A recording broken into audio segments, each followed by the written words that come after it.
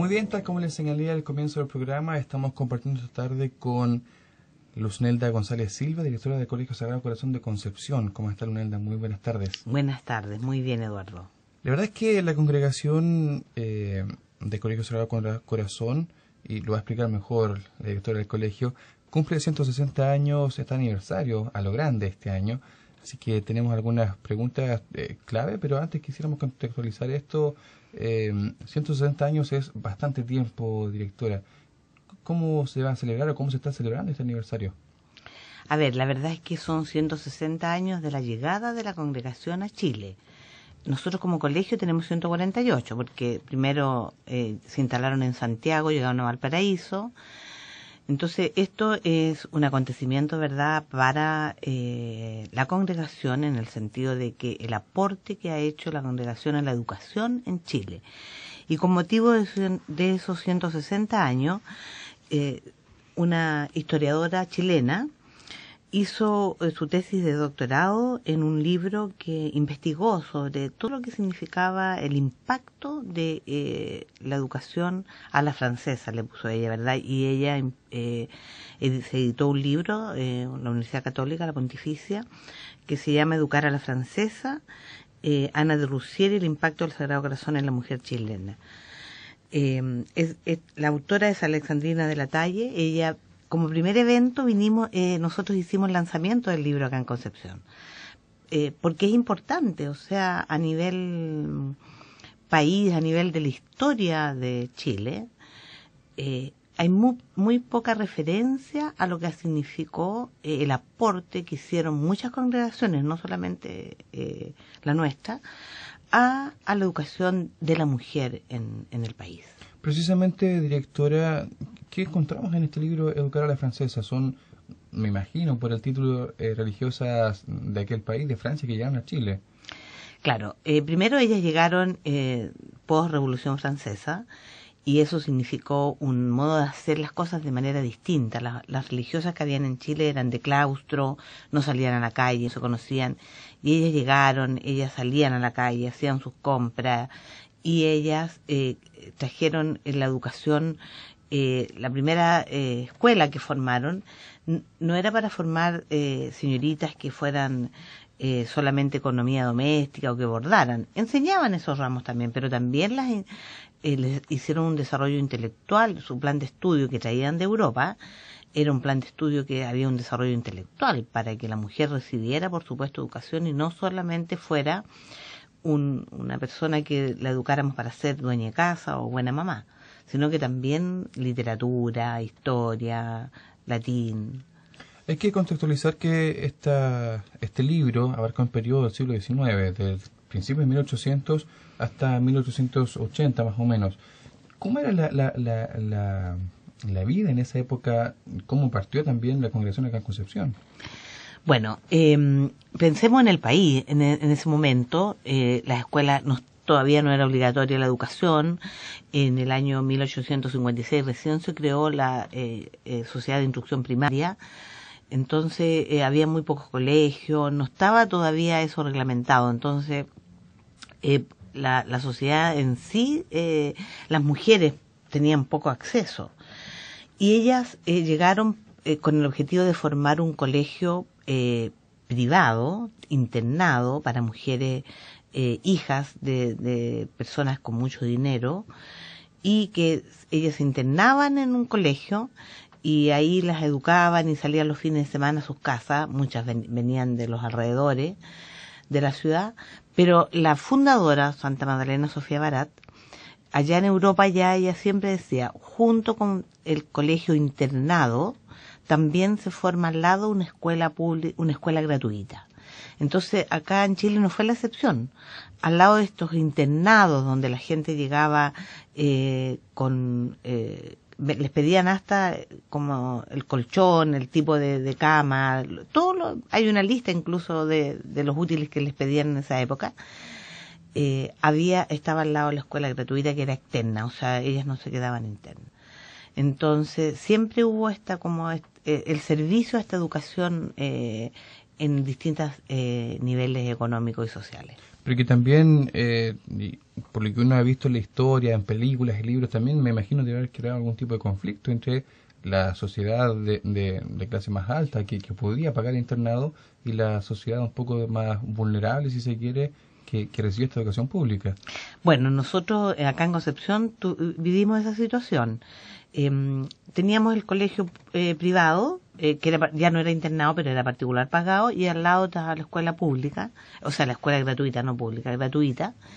Y en un momento determinado, en el año 70, por ahí en la década del 70, se juntaron la escuela pública con la escuela particular pagada y se formó un colegio particular subvencionado, apuntando a integración, a dar los mismos beneficios, la misma educación.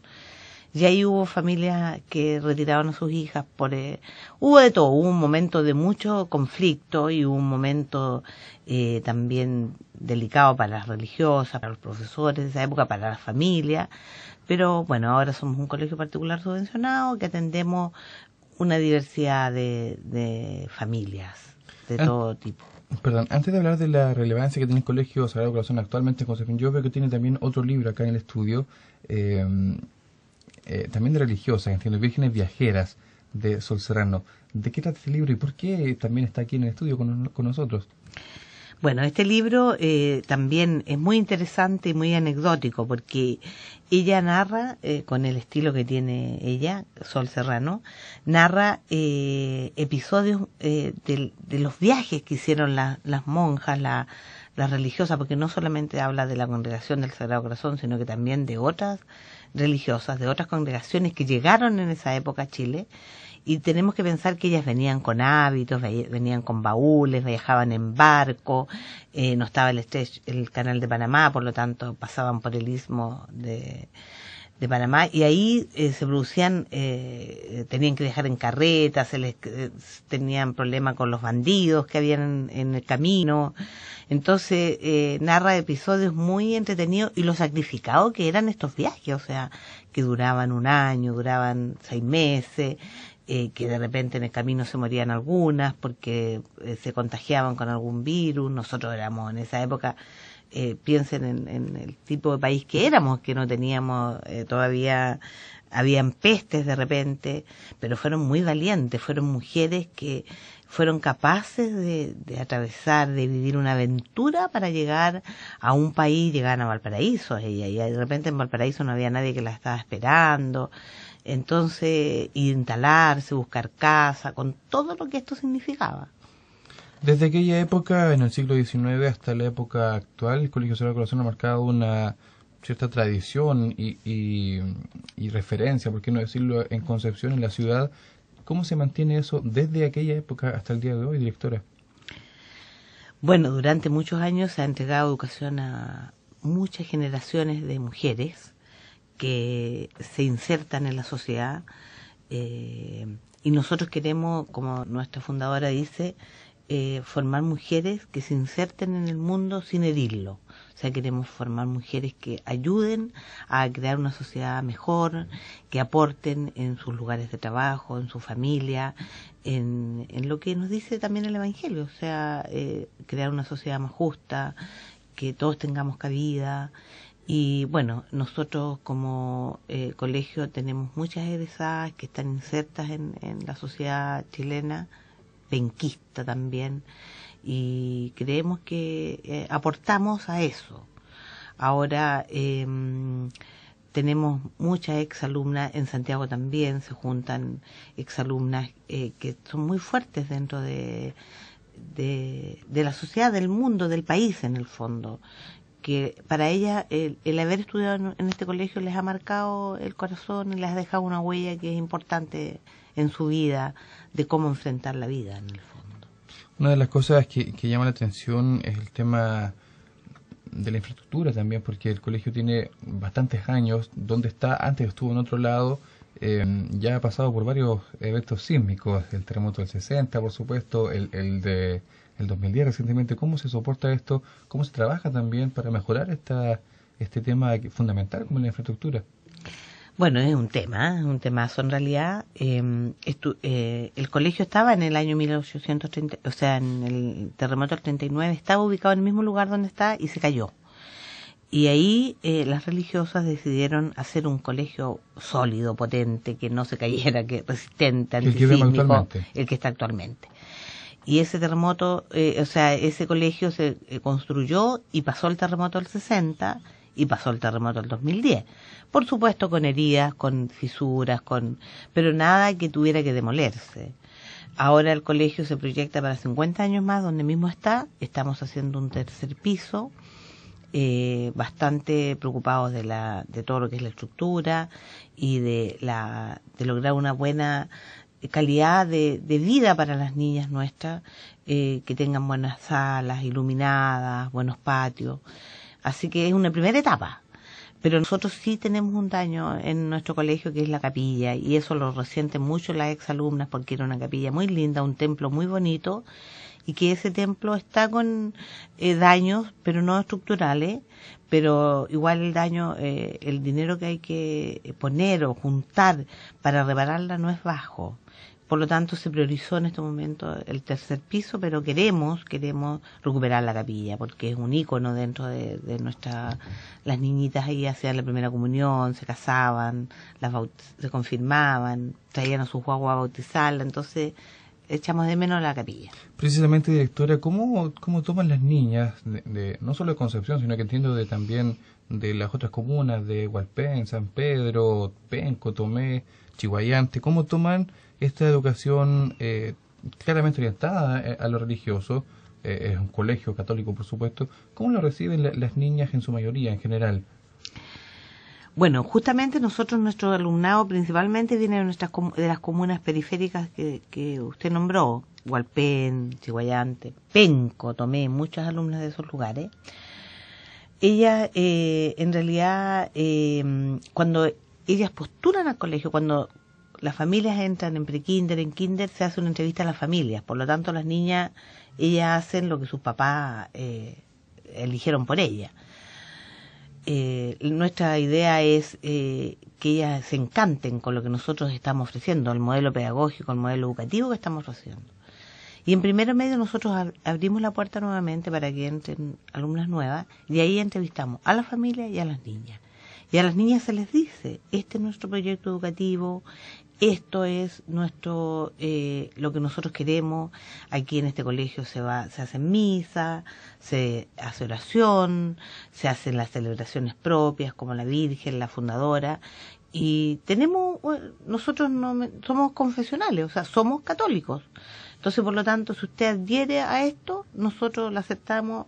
Y de hecho llegan algunas niñas que no tienen la religión católica, pero la idea es que ellas vivan lo que nosotros estamos ofreciendo, porque las reglas están claras desde un principio. O sea, no queremos engañar a nadie diciendo, mira, somos católicos, por lo tanto, no. Somos católicos y nosotros lo tenemos declarado, somos un colegio confesional, y si usted viene a este colegio, esto es lo que nosotros le ofrecemos, y nosotros lo aceptamos. Entonces las niñas en general adhieren a ese proyecto educativo. Tenemos muchas alumnas participando en la pastoral, muchas alumnas que participan también preparándose con su sacramento. Las niñas mismas, ellas preparan la oración en la mañana de sus cursos. Hay participación de la Eucaristía también.